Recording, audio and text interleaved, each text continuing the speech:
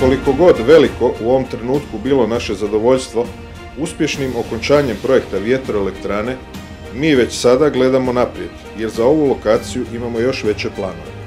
Drago mi je što s vama mogu podijeliti izvrsnu vijest da smo upravo ovih dana dobili lokacijsku dozvolu za izgradnju sunčane elektrane Korlat priključne snage 75 MW.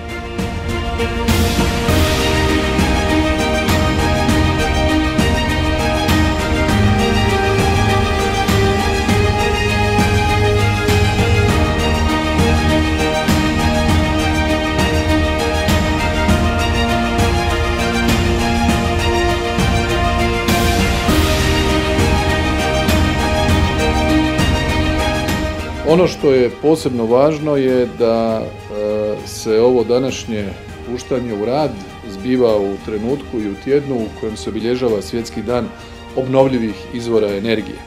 I stoga je ovo primjer konkretnog dokaza za nužnost transformacije dosadašnjega modela poslovanja pojedinih elektroenergetskih kompanija. Hrvatska elektroprivreda je razumjela i hrvatske prioritete i globalne i europske trendove.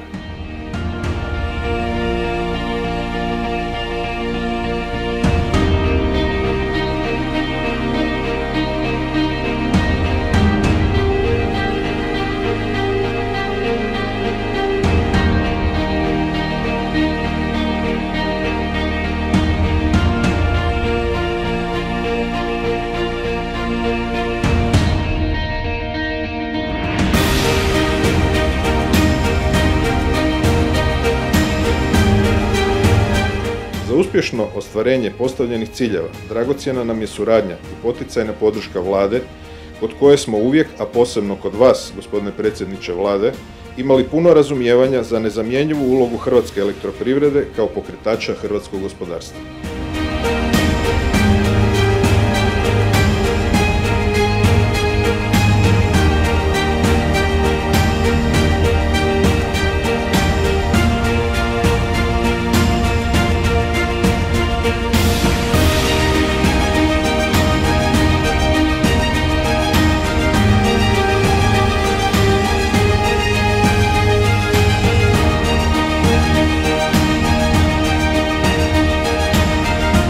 Investiranje u obnovljive izvore energije ima i onaj dalekosežniji karakter jer pretpostavlja ekološki prihvatljivije okruženje s manjim emisijama stakleničkih plinova koji znatno doprinosi unapređenju kvalitete života naših sugrađana.